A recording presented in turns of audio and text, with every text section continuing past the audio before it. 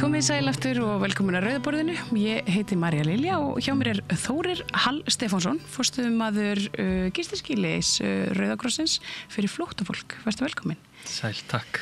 Það bárust fregnir hérna í byrjun viku að það væri svona aðeins verið að draga úr þjónustu félagsmálaráðuneytisins við flóttafólk. Það sérst annars vegar þetta úrræði á vegum Vinnumálastofnunar og svo gistiskýlið sem hefur verið starfrækt núna á samningi frá fyrrum ráðherra. Hvað getur aðeins kannski bara svo við byrjum á byrjunni sagt okkur frá þessari þjónustu? Já, það er alveg satt. Það er smá breytingar framöndan. Byrjum kannski á að ræða gistiskýli sem hefur verið rekið frá því í lok september 2023 og opnaði í kjölfar lagasetningar niðurfellingu réttinda til þjónustu fyrir umsækjendur alþjóðlega vernd. Það er að segja fólk sem hafði fengið endanlega synjun á sínu máli, sínu umsókn alþjóðlega vernd, að því var gert að fara á landi innan 30 daga. Ef það sýndi ekki viðleitni í þá átt, þá misti það sem sagt þjónustu með þjónustu þá við framfærslu, aðgang að heilbrigðisþjónustu og húsnæði. Til þess að svona bregðast við þessu og koma í veg fyrir að fólk myndi raunverulega enda á götunni og jafnvel bara einfaldlega verða úti á að vetu framöndan og svoleiðis, að þá erum við beðin, eða Rauði krossinn beðin af hálfu félagsmálaráðuneytisins að opna þetta gistiskýli. Og það var sem sagt rekið, forsendurnar fyrir rekstri þessa skýlis voru þær að það yrði rekið að sambærilegan hátt og gistiskýli Reykjavíkurborgar frá 5 á daginn til 10 á mótnana og svo yrði gestum gert skylt að yfirgefa skýlið yfir daginn.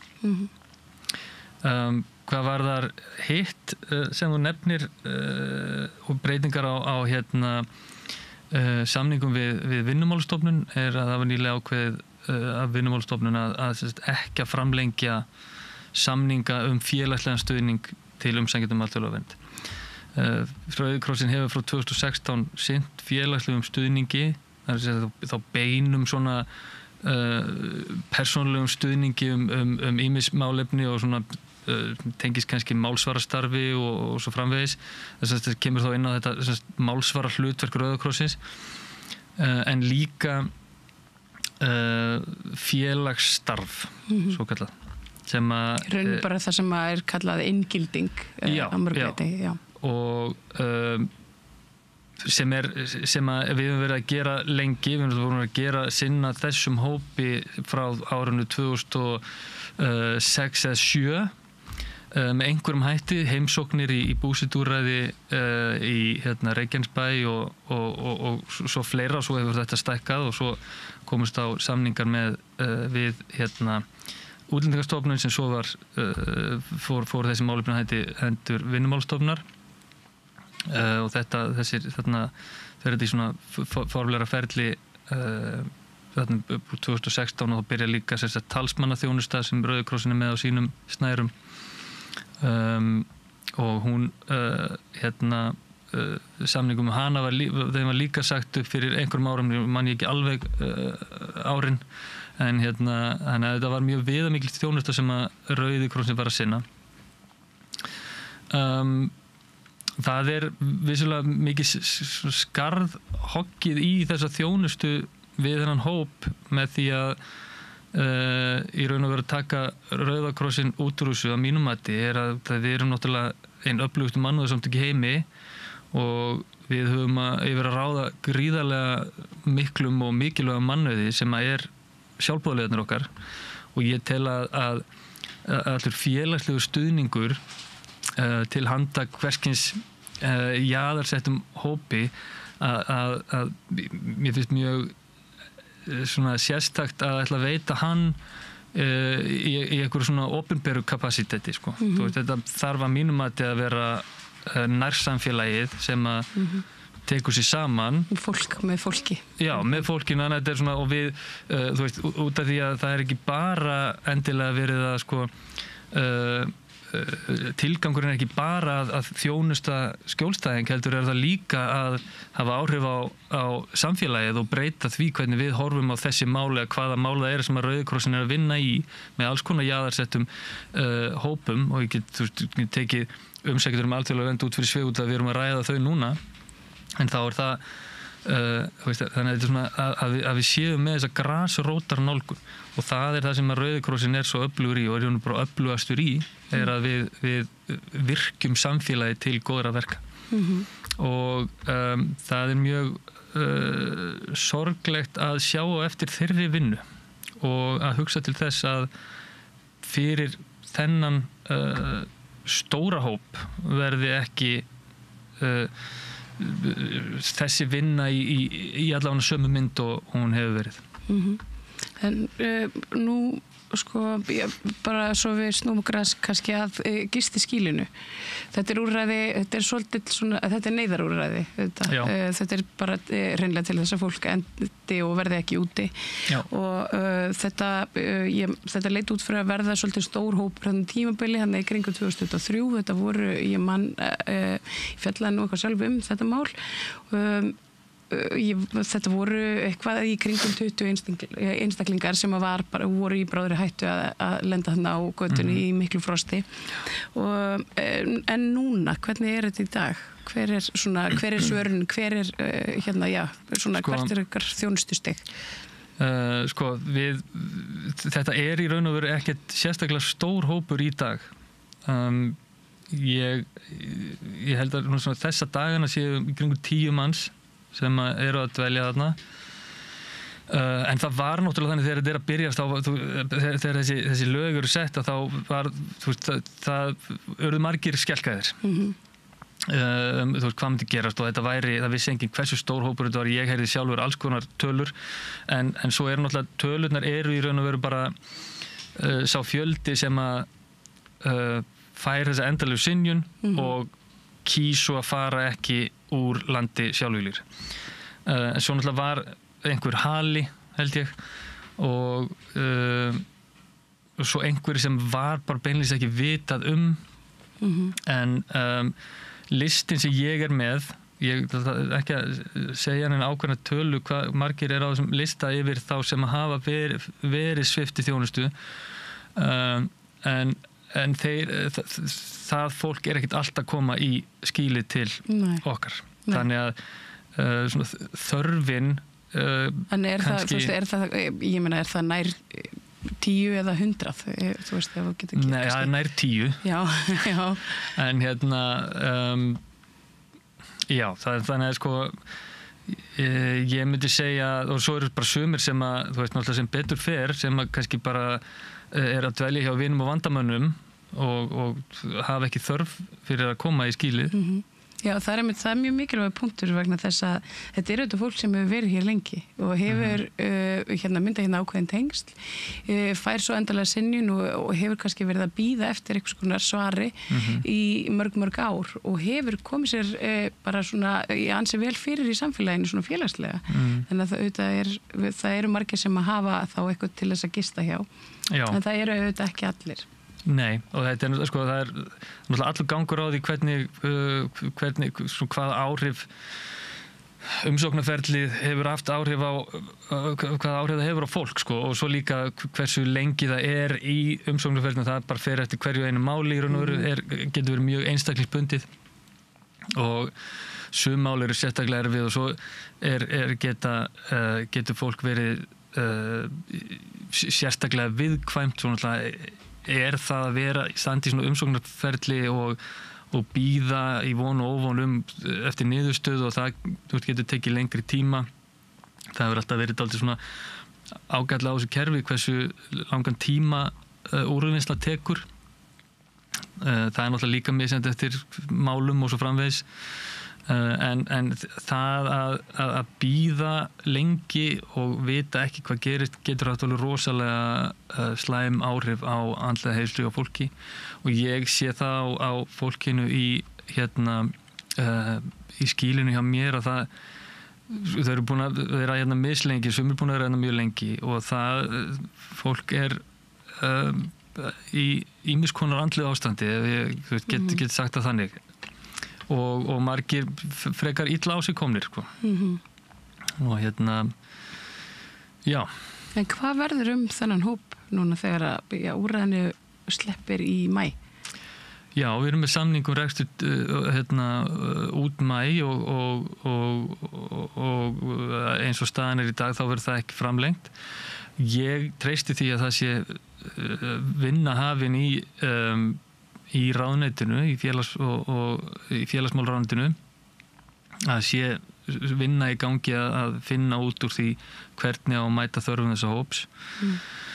Og ég treysti því að það sé bara pólitísku vilji til þess að finna einhverja ásættarlega og mannúðlega lendingu með þennan litla hóp. Þetta að mínum mati þyrfti ekki að vera svona. Ég ímynda mér að rekstur svona skýlis kostar peninga og það þarf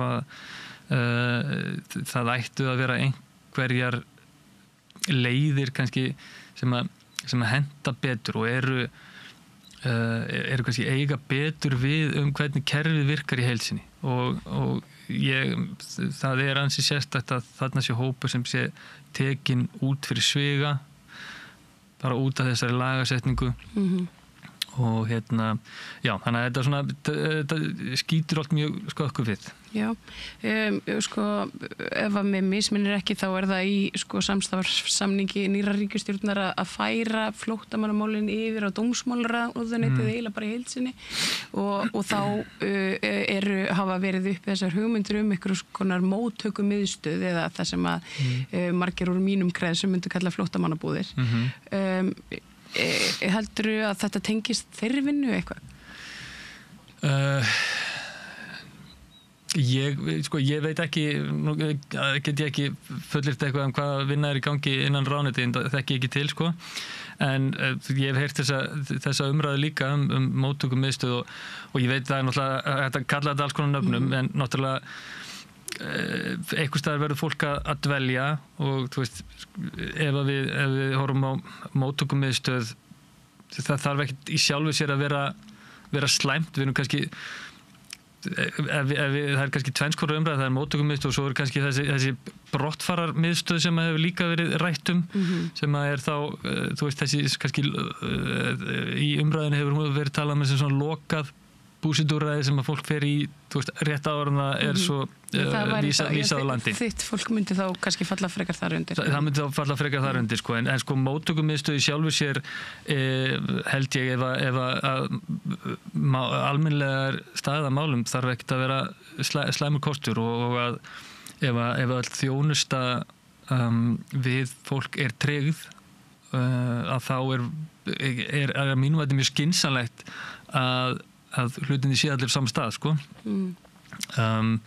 Þannig að en ég hef ekki heyrt neitt meira móttökumiðstöð en eitt svoleiðis, sko. En þessi hópur sem eru svona í kringum 10 manns og sækja í gistiskilið á hverju minnsta degi, þetta, ég meina fólk fer þarna út að morgni, ekki satt og kemur aftur inn í eftirmiðdaginn.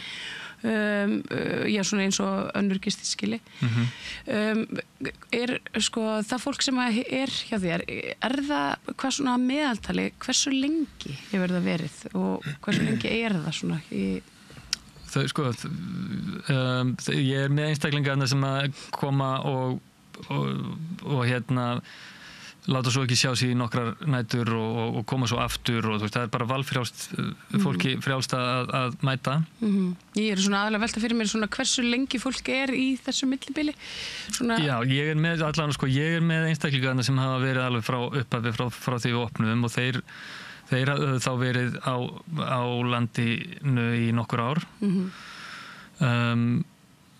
Og já, þannig að og þeir, þú veist, þessir einstaklingar eru að koma, þessi flestir sem dvelja þarna núna að koma á hverjum degi og gista á hverju nóttu. Já, þá semst og hafa gert það þá bara frá upphafi? Já, þeir sem að, sko, það eru alveg einstaklingar sem eru, þú veist, svona nýkomnir á listan og þetta náttúrulega bara svo sem rúlandi listi. og listi eða þú veist bara svona hópur fólks og það svona hann kvarnast úr honum og bætist í hann hinum megin þannig að það alveg nokkrir þarna sem hafa verið frá upphafi og það alveg erfitt núna 1,5 ári seinna þú veist að vera ennþá og þá sem sagt verið að vinna í þeirra brottflutningi sem samt ekki kannski gert með þeirra aðstoð það sem að stjórnvöld eru að horfa til að fólk stuðli að eigin brottflutningi í raun og veru, það sem kallaði sjálfvilju heimför. Og það auðvitað þeim eru flóttamaður, þá svolítið erfitt að vilja fara aftur tilbaka. Já, það alveg, þetta náttúrulega mjög, sama hvernig maður horfir á það mjög... Ég ætla að leyfa mér að segja að þetta sé bara svona oxymoron. Já, það mjög sérst að tala um sjálfvilja heimför, en þannig að þegar ekkert annað í boði í raun og veru. Þannig að en ég sko, þegar að við, mín reynsla að vinnum með þessum hópi svo að sko, það var þarna lagasetning þarna sem sumarið 2023 tekur svo gildi haustið sem að leiðir svo til þess að þetta skýli opnað og það mætti alveg segja að sko að þetta hafi dregið dálítið tennurnar úr þessari lagasetningu en ég held samt enga síður svona, þekkjandi þennan hóp að þau hefðu ekkert út af því að tilgangurinn með þessari lagasetningu var að fólk myndi svo bara ég get ekki verið hér á götunni, ég þarf að fara heim en ég held að fólk hefði látið sig hafa það og sofið á götunni yfir ískaldan veturinn. Það voru nú einhver dæmi það, svona áður en þetta gerist. Já, það var akkurat þá, og það svo náttúrulega kannski, það var einhverju sem að kannski komu ekki til okkar og þessi annarkvæmt vissi ekki af því eða treystu sér ekki til að koma eða eitthvað alls konar ástæði fyrir því en ég held að fólk hefði látið sig hafa það hefði ákveðið að vera á sofið á okkurum göturistum og svo framvegis og á endanum þá hefði einhver dáið ef við hefðum ekki gert þetta og já, þannig að Er þetta hættulegt fólk?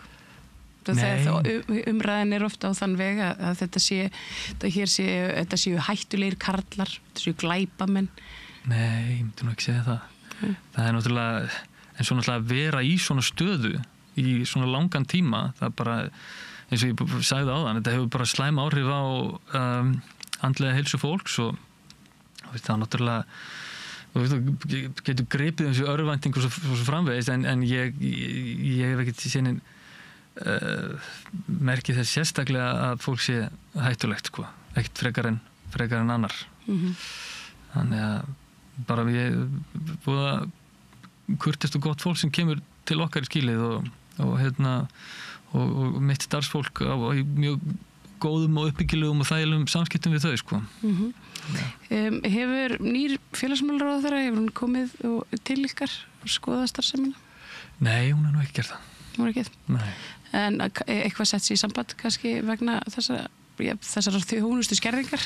Nei, hún hefur ekki gert það en við höfum alltaf verið í mjög góðu sambandi við félagsmálaráðandi og Við höfum bara starfsfólkið þar Já, það ekkert út á það að setja og það bara svo náttúrulega ný ríkisstjórn þú veist maður kannski gefa það hún ný og nú að gera hér já, í mörg horn að líta og svo fram með þannig að ég ætla nú að leiða mig njóta af og ég treysti því að við munum hittast og ræða þessi mál mjög fljótlega sko Þórir Hall Stefánsson, þakka kærlega fyrir að koma og ræða við mig við Rauðaborðið Takk fyrir að bjóða mér Það er meira hér handa við hlé Þú ert að hlusta á Samstöðina. Róttækt sjónarhorn á atburði dagsins.